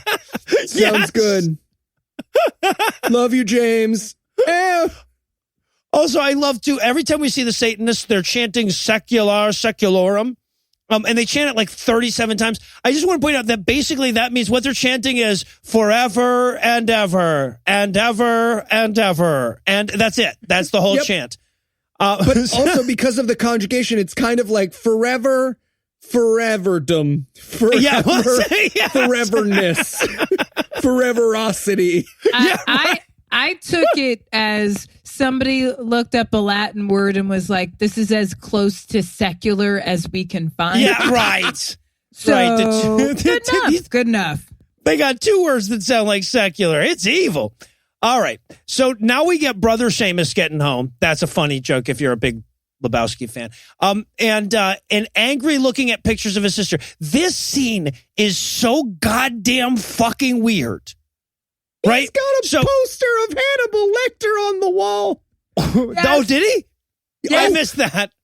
But it's just the poster. It's not a movie poster. It's just Hannibal. Oh, really? He just because he's a detective. He's got Hannibal Lecter on his wall. I see. That's how we know. He's got a giant, Christ. 18 by 18 inch poster that does not have anything movie on it. Just like, this guy also is hunting Anthony Hopkins, apparently. All right. So he's walking around in his apartment, and then suddenly ghost Satanists show up to annoy him mildly. Right? This is the worst magic spell of all fucking time. So some people appear, he looks around, they disappear, and then he hears a creepy laugh from the closet, so he goes to open the closet like you would. I have to ask, okay, what is supposed to be hanging in the closet? Is that supposed to be the dead cat? I thought it was a dead cat, and because of how funky that cat was in the first scene, it was a stuffed animal. Well, yeah, right. It was a teddy bear. And then because they put a dead cat, they appear out of nowhere, by the way, wearing sandals, very, very clearly wearing sandals. Which is evil. That is evil. That's the most satanic thing they do, is wear sandals and socks in this movie. They try to stab him once, and he's like, no, thank you. And they're like, oh, okay, bye. And then they vanish. That's it. These guys are the shittiest ghost assassins. They go, and I had to watch this scene twice because of the amazingly slow stage stab that this guy does. It is comically geriatric the way they do the stab and the attempted stab. And then Ren, the detective, he goes to run and the door won't open. Oh no! And then it does open. So what, was he turning it the wrong way? Black people can't open doors. Well, not until. Yeah. Until the killer's really close anyway, yeah. Right. It's like white women can't start cars and black people can't open doors. Everyone knows that. There you go. It's the horror movie rules. So, all right. So now we cut to Dave. He's talking to Mary on the phone about that devil church. Mary is the girl from the first scene that we've all long since forgotten about. Right. And he's repeating myths from that if you Google turned out to be a priest who wanted to make some money and tried to half crucify himself in 1984. Yes. He's repeating an urban legend of a crazy guy who tried to con his church some more money. Yep. Anyway, so Ronnie drives off in a huff, and then we cut back to more Satanism. They're doing some good old-fashioned human sacrifice at the head Satanist's house. It's so good. This actress does not know how often to scream. And her journey is the best. Her actor's journey is she's just like, all right. Well, the scenes still go, And then you can tell she's like, okay, I'm just going to do it in rhythm. No, that's too often. Just random it up. All right. I'll wait a little bit. I could watch this actress go through the journey of I don't know when to scream for an hour and 50 minutes. Just give her some lozenges and she'll do it. That's all she worked for that day. I figured they were paying her by the scream or something like that. Or she came in, she's like, guys, look, you get 3 screams. That's it. I thought this was porn. I'm weirded out by this shit. So the boss man is here. This character's name, by the way, is Harvey, the long-haired boss guy that turned out to be the head of the satanic cult. And he's just about to sacrifice her, and there's a knock on the damn door every fucking time. You're about to finish your human sacrifice, and some asshole comes knocking on the door. It's Ronnie. Right. And he's there to make sure that this isn't a satanic cult. And Lindsay comes out in the black robe. He's just like, hey, and I feel like the black robes would be a bigger tell than they seem to be. He's like, hey, nice robe. No, it's just my friend was saying we're kind of Satan-y, and I can hear those screams and chanting from the other room. Obviously. I just wanted to make sure. Ronnie is going through the satanic version of, I tried to kiss you after what was obviously a friendship coffee, and now I'm texting you to see if we're cool. It's like, are we cool? Like, hope that's okay. Maybe you're just chanting for fun. I don't know. So, and he warns him at this point, too, because Harvey comes out also all Sataned up. He's basically holding the bloody knife behind his back or whatever. And Ronnie says, hey, Dave is going to tell the police that we're a satanic cult. And I wanted Harvey to be like, okay, cool, that's not illegal. They won't do anything. It's perfectly legal to be a goddamn satanic cult. But he's like, seems like we're going to have to kill Dave now. Ronnie, it's time for you to graduate to the next level. Kill your friend. And again, I'm just saying the escalation, the induction, they need some steps. Maybe Ronnie kills a cat first, you know. Yeah. Maybe he organizes one of the barbecues out in the woods. It just seems a little fast. He could drown something first. Thank you. Like just maybe some easy bloodletting. You would make an awesome Satan inductor. If we're ever going to induct people into our satanic cult, you're our first person I'm going to. Good. And we are. I want to make it an experience. I want to light some candles, set the mood for Satan. So Satan shows up and is happy he arrived. And he knows that we meant it. Yeah. All right. So meanwhile, Dave's in bed whining to God some more. Now, this is a thing that like all Christian movies have to do, and it weakens all Christian movies, that every movie, like at some point, the hero has to be completely worthless and a whiny bitch and turn to God. Yep. Right? So that's the moment we're getting here. And then Lindsay shows up because she needs to Satan him up. She comes in to tease him. Yeah. She's like, all right, let's cut the crap, David. We all know I'm a satanic witch. So what gives? You in for some human sacrifice or what? You DTS down to Satan? Ha! And there's this amazing moment where he goes, look, if you believe in Satan, then you must believe in Jesus. And she's like, Satan is way more powerful than Jesus. And I wanted so badly for her to just get side tackled by Jesus. Just, you don't say that about me.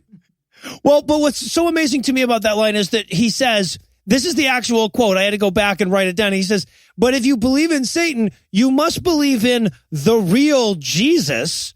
The real, is that like his Twitter handle? Yeah, okay. Well, because everybody knows there's Black Jesus, and that's made Oh, up. right. So, as opposed to, gotcha. And again, I just want to emphasize, this scene devolves into a weird my dad could beat up your dad, but with gods. That's what it is, just like, oh yeah, well Satan can make me immortal. Oh yeah, well Jesus is my Lord and Savior. And they're having this incredibly intense talk, again, as we hinted at before, with an inflatable cartoon ghost hanging just behind her head. Yeah, I would say looming. It's like they tried. They were like, how can we make it more nefarious? I felt like the ghost was awkward. I felt like the ghost was like, I should leave. I'm sorry. You guys seem like you're going through a lot. I really just came here to hang out and lick some blankets, hang out with you guys. But it seems like it's Happy gotten Halloween. Really Bye. No, the ghost, I expected him to have lines. He was such a big part of this scene. So Lindsay's like, well, if you want to save Ronnie, you have to go to Harvey's house. Maybe you should wear a ball gag and some shackles. So he runs out of there like a kid that just got out of a car and needed to pee the whole time, right? Like the awkward Gary Busey run that he does on the way out of there is amazing. I want him to run back in. Oh, and by the way, stop eating my food when I write my name on it. That's not cool. If you want to buy house milk, we can buy house milk, but it's not cool. All right, I'll kill you later. Bye. All right. So meanwhile, back at Harvey's place, they're initiating Ronnie into the satanic cult proper. And Ronnie's like, David was right about you. You are Satanists. And they're like, well, fucking duh, dude. And there's this great moment in this scene where he goes, well, but I believe in Jesus. And Harvey slaps Ronnie and Ronnie falls down. Yes. But then Ronnie does the fat guy get up, which is I do this whenever I lie down. It was just like, all right, it's easy to send it earthward. It's not so easy to get it back up again. And you watch all these actors just patiently wait for this actor to struggle back up to his feet. It's fucking amazing. It's 20 minutes of the guy being like, tried to use the desk, but then it felt a little wobbly, so I'm just gonna tuck my legs under me. Like he might as well try to do a kip up and then like fall on it. Oh, my hip. So he finally struggles his fat cellulite mountain self to a fucking stand. And just then Dave comes pulling up to save his buddy. So they rush Ronnie off. Dave walks into the house, doesn't knock or anything. So if they like shoot him now, that would be legal. And then this is how stupid this goddamn movie is. Okay. So he walks into the house. He's like, Ronnie, where are you, Ronnie? Harvey comes in. He uses Satan magic to like make a candle light itself. And then he turns on the light. I wanted him so badly to break character because he like the candle. And then he'd be like, I'm so sorry, Carol, can you get that? Hi. And then I want to be clear here. His evil monologue is to give Dave a performance review and let him go. I mean, to be fair, that's pretty hellish. Like if I walked in somewhere and someone was just like, great, so I prefer to give a compliment sandwich. I'd be like, oh God, please. Please just rape me and slit my throat. That seems so much nicer than management ease. So Dave is like, well, you wait until Jesus gets here. He's going to be so mad. And this is when fucking Harvey pulls out his Nerf gun. Oh, yeah. Oh, it was such a cute gun. I mean, not that I'm a gun queen, but like it was a cute gun. I think he could do some damage with that gun. He didn't, but he could. He was a shower, not a shooter. And, I mean, it was very cute. Harvey was doing okay. No, he had that big boss gun money. Yeah, And exactly. he goes to shoot him, and it quote unquote clicks. It doesn't click. And No, he looks it at might as as well squeak like a dog toy. he looks at the gun as if to say, "Damn it, this gun is an obvious toy." Right, but he goes like, so then fucking Dave ninjas his way out of the hold these other two guys have on him. This amazing ninja moment that he has. Oh God, it's amazing. One guy falls down just because Dave does like an arm swivel. He needs Yes. the other one, but one of them he literally just like moves his arm in a circle, and the guy's like, "And I'm down." Yeah, Yeah, right. Satanists don't know how to fight. Clearly not. So he runs off. He ninjas his way out. He runs off, and Harvey's like, "Don't worry about him. I'll just call somebody with my enormous 1990s phone to make sure they know he's coming." I wanted so badly for him to be like, "Hey, Satan, yeah, we lost another one. Sorry. Yeah. Well, I'm just as upset as you are." Okay. Well, I'm with people right now, so we'll talk about this later. Okay, I love All you. right. Bye-bye.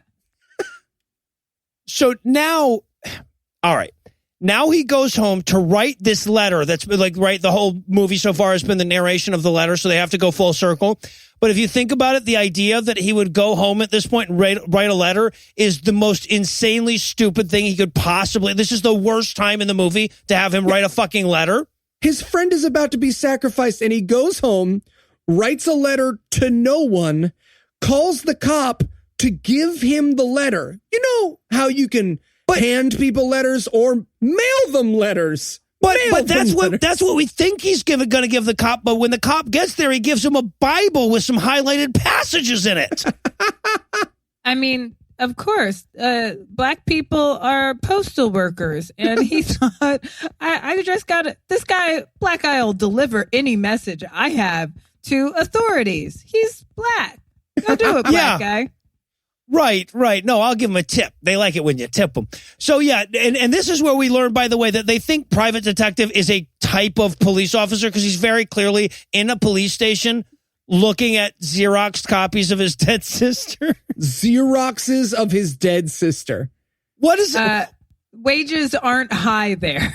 I guess not. It is economically depressed. It feels like a Trump county. Economic anxiety is high. You can see why he was so excited about that $20,000 a year earlier. Yeah. So Dave calls the detective, and he goes, hey, you got to come and get this from me. He's like, what is it? He's like, I don't have time to talk on the phone. He's like, then why did you call me on the fucking phone then? Jesus. He's like, come in the next 15 minutes and come to the back door. He's like, you don't know where I am. Like, what are the odds that I'd be 15 minutes away from you? I feel like they're low. Yeah, I don't know where you are. Yeah, well, anyway. So, meanwhile, as he's setting this up with the detective, Harvey is torturing Ronnie into not loving Jesus anymore. And he's torturing him by going, "Who is the master?" And I'm not the only one who shouted "show enough," right? Please tell me I'm not the only one who screamed "show enough." Just me? I'm too respectable. I thought it, but I didn't shout. Okay. Well, I shouted it because I commit to show enough being the master. So, all right. So Dave is waiting for the cop to show up, but he's bad at it. So he goes outside in search of a nondescript noise he thinks he heard. He walks around the back porch for he says 8 times. He's like, hey, Ren, is that you? Is that you? And it was. It's like, why didn't you answer the first 7 times he asked, you asshole? Anyway, so he's like, you said you had some information for me. He's like, here you go. And he's like, this is a Bible. And he's like, yeah, read Ecclesiastes 9 and 13 and then read Revelation. And he's like, oh, man, are you fucking... I had a Bible. You could have just told me these numbers. I could have just gone to a fucking hotel. And that will not affect any other part of the movie, by the way. It's not like he's going to throw the Bible at someone's neck at the last minute. No, yeah, this will never serve a purpose. And he says, what is this all about? And he says, you said no questions asked. I'm like, no, he didn't. I've been watching the movie. No one ever said that. Anyway, so now we have to watch the night, right? From before, walking down the road, all, they were going for badass, I guess. Yeah, but the result is actually armor looks hard to walk in. This is the one time I wanted to hear the camera audio. Yeah, right. Clunk. Just scraping along those concrete streets. And just then the Satanists show up to kidnap Dave. All right. So Dave wakes up and he's gagged, but not in a way that would like dissuade you from talking. He's not gagged. They tied a scarf around his mouth, not in his mouth as a gag. They just like a blindfold. You know, you would put a blindfold on a child to play pin the tail on the donkey. They've done that with his mouth. His mouth, yes. They basically upgraded his wardrobe. Yeah, yeah. They basically moved his bandana down to his mouth. Yeah, that's what it looks like. Right. All right, so he wakes up in an office. He starts shaking, trying to shake his gag off, which again he just could have also just talked with it on. But there's a dude outside, an Asian guy, who is apparently very excited about torturing him. But because these guys don't know how torture worked, all they could think of was that the guy takes off his belt and comes into like spank Dave. Like, was that what we were gonna see here? Yeah, I might be giving too much away, but when he put the belt around his hand, I was just like, oh, so this is his special friend? I don't know what they're going for here. It was the first time I was like, ooh, okay. Yeah, See, right. Moral Satanists, they got belts. We're getting some 50 Shades of Grey, Curing the Blind. The Satanists have a great ad in this movie. So, yeah, but so the guy comes in to spank him and has a heart attack midway through? Yep. That's what this movie could think of. He has a heart attack. The knight appears, says, I'm your guardian angel, and God. that is it. And that's the moment I gave up on white Jesus, white God. Wait, I never believed any of those existed. But that's the moment that I was like, okay, so white people get angels when they're in trouble? I see you. Yeah, right. Right. Yeah, exactly. Couldn't spare one for Freddie Gray, but we've got one here to stop this guy from getting spanked by a belt. And also like up until now, we just assumed that the fucking suit of armor dude was a metaphor. He just walked into the movie. I expected Dave to turn around and go like, I thought you were just a metaphor. And for him to say, yeah, me too. I really didn't expect that I would show up and Weird, off-putting, right? Okay. I'm literally gone from the movie now. Right. No, I won't come back later. No, I'm done. All right. So he gets out of his ropes now.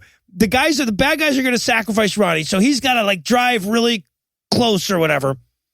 But first we have to get the satanic ritual starting, right? It's like, Harvey's going around going, all right, guys, human sacrifice time. Get excited. Get excited. I thought he was going to read minutes from the last meeting, just like, okay, everyone, we're going to sacrifice the mortal to Satan. But first, quick reminder, our mixer is on Friday. It's singles only.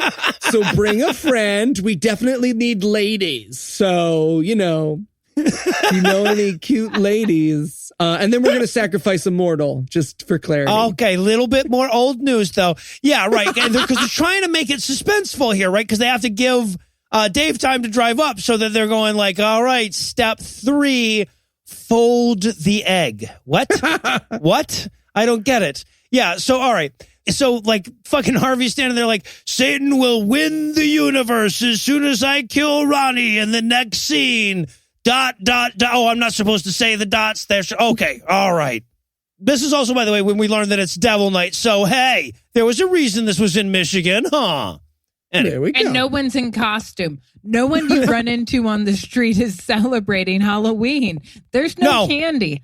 I found it disheartening. Yeah, no, there's no burning buildings in the background or anything. They're doing Devil's Night terribly. Okay, so Dave is driving to help Ronnie. We actually have to stop. We have to watch Dave stop and check his map. Oh, this is insane. The amount of delay that happens before he makes it to the Satan thing. He might as well stop at a cute little diner and get a burger and have a chat with the waitress. This could not be more dragged out or boring. They stop and check the map. Yeah. All right. So so he's driving along. The Satanists are doing Satan drugs with their Satan needles. Detective dude, by the way, the cop dude is there with the Satanists, right? So unless he plans on just watching them murder Ronnie is fine. He does, spoiler alert, plan on just watching them murder Ronnie, though. They do. I mean, I get it. He was like, let them kill themselves. Am I right? Like, he just had to like see what would happen. I get it. He's working from the inside. It's not his problem. I get it. Yeah. So he gives Harvey gives the knife to Lindsay, and he's like, Lindsay, it's your big day. You're going to be the one to do the stabbing. And then again, while Dave is creeping up infinitely slowly, we are going so much more fast than this movie does. As he's creeping up, she stabs him, right? Doesn't she stab him? Yes. Why is she he stabs not him dead? Well, right. And why does the cop not do anything about it when she starts inserting a knife into a human? Yeah. I mean, it's like the cops never do anything about white on white violence. Well, am I right? I'm just saying, if you could organize your communities around this, take They don't the have any- streets. Where are the fathers? Where are the fathers of these white Satanists? Where are the mothers? All I see are sisters of girlfriends. Yes. Where are the Holy Fathers? All right. So Dave, by the way, is sneaking up. Ronnie is already stabbed. So if they had any intention of killing him, he'd be done. Dave is meanwhile sneaking up like a Marine going underneath the barbed wire or something, dragging himself along on the elbows. And this is clearly unnecessary. Right? Like the director's going, dude, you can just kind of walk, you know? He might as well do somersaults, just like somersault all the way over there. Yeah. Oh, yeah. Or do backflips like in the fucking Power Rangers, or back handsprings all the way in. So Harvey, Dave sneaks up. He grabs Ronnie, who is already stabbed, and he goes to leave, but they're like, hey, man, he's stealing our human sacrifice. Get him. So they get him. And that's when the cop's like, fuck, I should do something now, huh? Right. He pulls his gun out on 450 people. He's just like, all right, me versus all of you. This has gone, now that there's 2 white people that are going to die, this has gone far enough. Yeah, right. And okay, so Harvey turns to him and he's like, back up, copper. You're not dealing with the human world. You're dealing with the spirit world. There's nowhere you can hide from us. To which Dave yells, except in Jesus. Fucking pedant. It's the best. It's such a weird off-topic interruption. He's like, you cannot stop us, but Jesus can. All right, you know what, man? I said just saying. Jesus. So then the movie almost becomes my favorite film in the entire history of the world right here. Because Harvey yells, he's like, Satan, send forth a warrior. And a demon begins to rise from below their tarp. Now, I'm expecting at this moment, oh my God, we're going to see the knight fight a demon, and it's going to be a crappy rubber demon costume, and that's going to be amazing. But they couldn't afford the crappy rubber demon costume. So instead, Dave just grabs the knife and stabs Harvey before the demon can get out from under the tarp. And that's it. That's it. The end of the That's the movie. Yes. That's literally the end of the movie is one of the characters just goes, but there you go. You're dead now, villain. And the movie ends. Yes. No police intervention, even though a private detective or a detective is on scene and we assume a police officer. So right. So yeah, and then all the other Satanists scramble, by the way. All of the accessories to these various murders just run off. The cop doesn't bother to go after them. He just stands there over top of the dying guy and has a quick dialogue with him. And of course, right before he dies, Harvey's like, I may be dead, but satanic cults are really a thing that rational people should worry about anyway. And then he dies.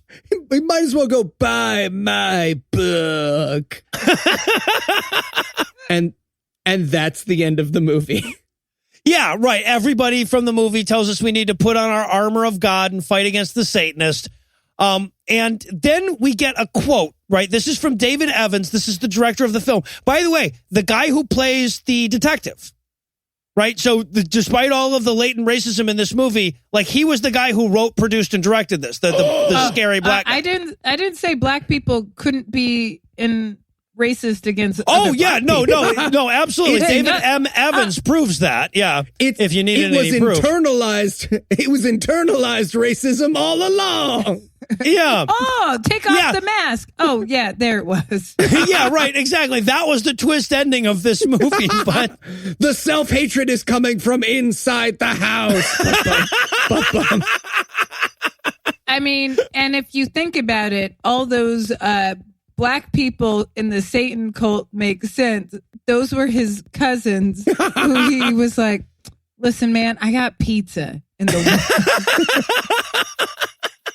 yeah, exactly. Right. All right. So, and then of course the quote from him here is like, sure couldn't have made this movie without God's help. I'm like, I'm sure God is fine without the co-author credit on this one. And then we reach, like I said, probably the funniest moment in the book or in the entire movie, which is the literary references in the credits, which is the Bible and a bunch of ridiculous satanic panic books from 1985 to 1992. And again, I Googled amazing. all of them. All of them have some form of this person was a criminal or this book had to be retracted for lying. Yeah, right. All of them. Right. Yeah. All right. So one thing I think we can all agree with as we're closing this up is that the whole point of this movie was Mike got himself a super sweet night costume. This movie was amazing. I'm going to do whatever I have to do to inspire a follow-up. So my question for you guys to close things off, I want to get the most for my money. So to get the best possible second film from these guys, what outfit should I buy for Mike? Assless chaps. All chaps are assless. It's inherent in chaps. All the chaps I own are assless. I mean, I would prefer chaps that have an ass that you cut out, so someone felt like they could do a good day's work. I would love to see them dressed up as that giant teddy bear or the teddy bear that was in the closet. There you go. Just do some really intense furry play. Oh, yeah. Like whole movie, furry play. Then they could brag about different things. Yeah, yeah. No, the animal sacrifices would be all kinds of different. They'd be stabbing them in all kinds of different ways.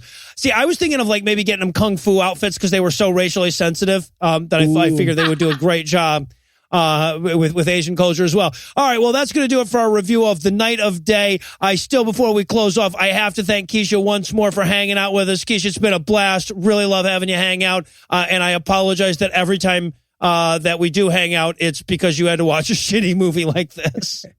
Your apology is accepted. Awesome. And if our listeners want to hear some more from you, see a little more of you, where should they go? You can go to my podcast, ailpodcast.com, applying it liberally.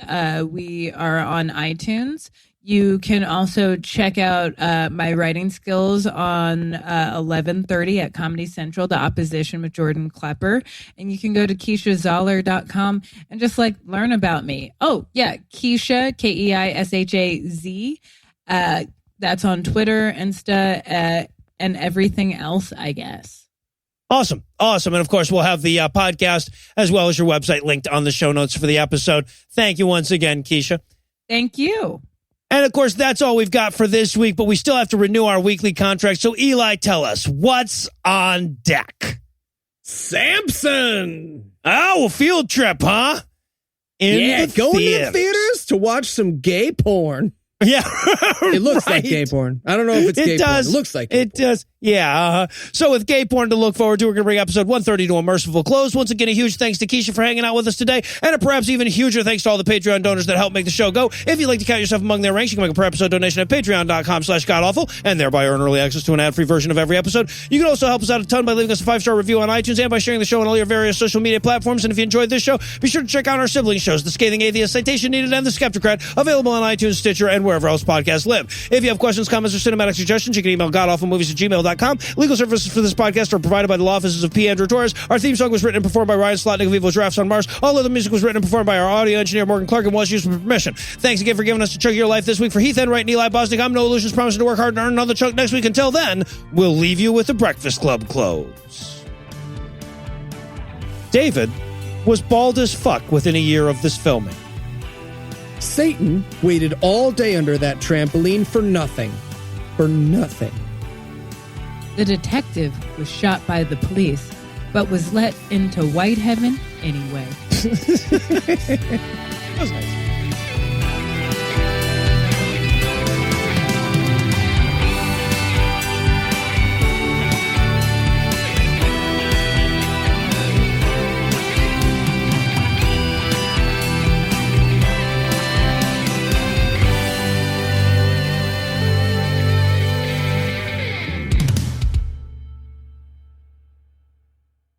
The preceding podcast was a production of Puzzle and a Thunderstorm, LLC, copyright 2018, all rights reserved.